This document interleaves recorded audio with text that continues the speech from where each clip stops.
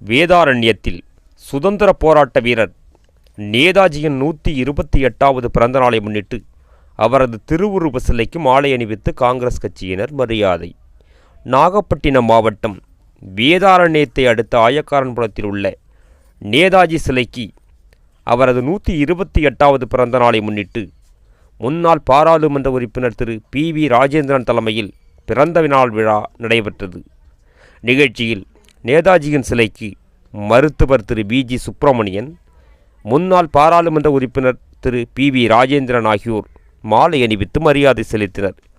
நிகழ்ச்சியில் வேதாரண்யம் முன்னாள் இராணுவ படைவீரர்கள் நலசங்கத்தின் தலைவர் கேப்டன் தமிழரசன் பேசுகையில், இந்த இடத்தில் நான் நின்று பேசுவதற்கு ஏறத்தாழ 100 ஆண்டுகளுக்கு முன்பாக விதைத்து சென்றவர் நேதாஜி. நேதாஜி என்று சொன்னால் தலைவர் என்று இந்தியிலே, நேதாஜி என்று சொன்னால் தமிழிலே அதற்கு தலைவர் என்று அர்த்தம். 2 தலைவர்களுக்கு முன்னால் நான் என்று பேசிக் கொண்டிருக்கின்றேன். இந்த உரிமையை கொடுத்தது 100 ஆண்டுகளுக்கு முன்பாக பிறந்த நேதாஜி. இந்திய ராணுவத்திலே இன்று ஏறத்தாழ 20 லட்சம் வீரர்கள் எல்லையிலே பாதுகாப்பிலும் இந்த தேசத்தின் சேவைக்காகவும் தன்னுடைய குடும்பத்தையும் உற்றார் உறவினர்களையும் இந்த பகுதியையும் விட்டு தன்னலமின்றி பொதுநலத்திற்காக இந்திய தேசம் காக்கப்பட வேண்டும் என்ற பொது நோக்கத்தோடும் சேவை நோக்கத்தோடும் இன்று எல்லையிலே பாதுகாப்பு பணியிலே ஈடுபட்டுக் கொண்டிருக்கின்றார்கள். ஏறத்தாழ 20 லட்சத்திற்கும் மேற்பட்ட ராணுவ வீரர்கள். அடுத்ததாக மருத்துவர் திரு BG சுப்பிரமணியன் நேதாஜியின் வாழ்க்கை வரலாற்றை விவரிக்கையில், இந்த நாட்டில் பிரிட்டிஷாரர்கள் வந்து இந்த நாட்டை சரிப்படுத்துவதற்காக, இந்த நாட்டை வளப்படுத்துவதற்காக அனைத்து ஐரோப்பியர்களும் மத்திய ஆசியாவிலிருந்து வந்தவர்களும் இந்த நாட்டின் வளங்களை கொள்ளையடித்து செல்ல வேண்டும் ஒரே நோக்கத்தில் தான் இந்தியாவிற்கு வந்தார்கள். இந்திய நாடு பல தருணங்களில் பல நேரங்களில் பெருமளவில் கொள்ளையடிக்கப்பட்டிருக்கிறது. நமது நாட்டின் தலைநகராக இருந்த டெல்லி நகரம் முற்றிலுமாக அழிக்கப்பட்டிருக்கிறது. எப்பொழுது செங்கிஸ்கான் படையெடுத்த பொழுது முற்றிலுமாக டெல்லி நகரம் தீக்கிரையாக்கப்பட்டு அதிலிருந்து அந்த நகரத்து மக்கள் மீண்டு வருவதற்கு 100 ஆண்டுகள் பிடித்தது என்று வரலாறு சொல்கிறோம்.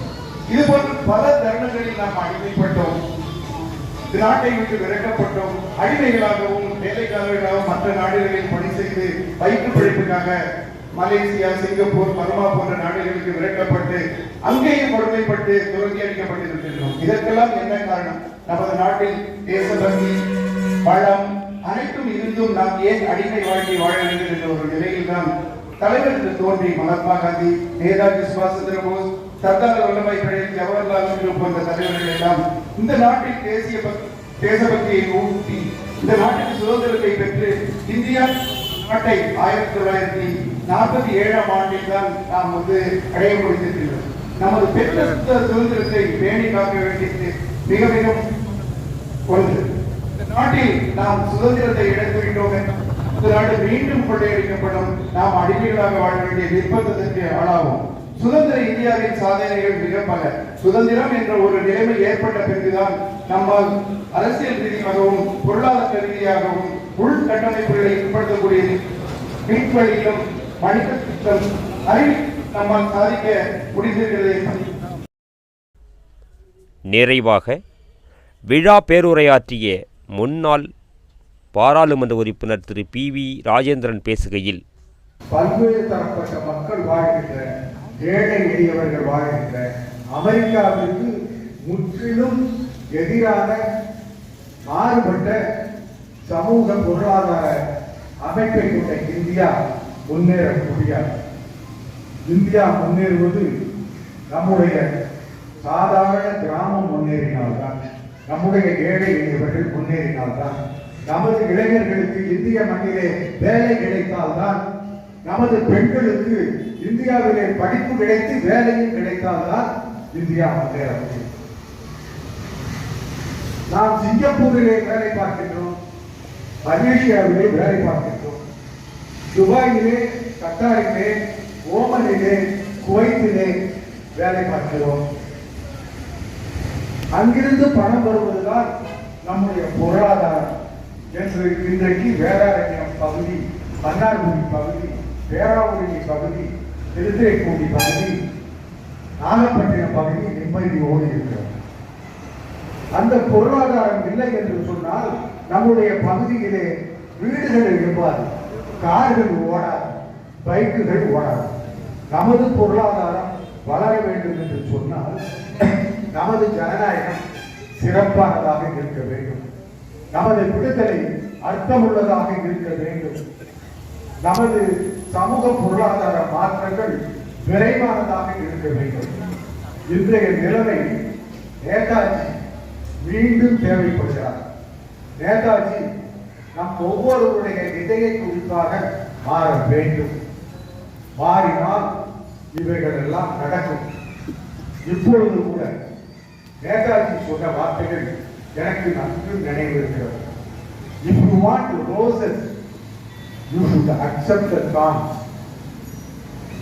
ரோஜாக்களை அடைய வேண்டும் என்று நீ நினைத்தால் ரோஜா செடியின் முட்கள் தைப்பதையும் நீ ஏற்றுக்கொள்ளதான் வேண்டும். சுதந்திரம் வேண்டும் என்று நினைத்தால் கஷ்டங்களை அனுபவிக்க வேண்டும். இன்றைக்கும் மாறுதல்கள் வேண்டும் என்று நினைத்தால் தடகங்களை உடைத்திருந்துதான் முன்னே செல்ல வேண்டும். ஆனால் இன்றைக்கு நம்முடைய கண்ணின் முன்னால் தெரிகின்ற கட்சிகள், இந்த கட்சி அரசியல் 5 ஆண்டுகளுக்கு ஒரு முறை வருகின்ற தேர்தல்கள், நம்முடைய அணுகுமுறைகள் கிட்டத்தட்ட தென்னிந்தியாவிலேயே தமிழ்நாடு விலகி இருக்கிறது, ஒதுங்கி இருக்கிறது, வேறுபட்டு இருக்கிறது.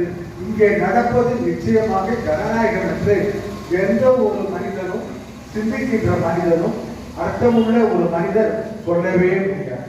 தமிழ்நாட்டில் ஜனநாயகம் வலுவாக இருக்கிறது. ஜனநாயகம் தான் இங்கே ஆட்சி அமைப்பை ஏற்படுத்துகிறது. இது கண்டிப்பா முடியாது. ஆனால் நேதாஜி சொன்னதெல்லாம் என்ன?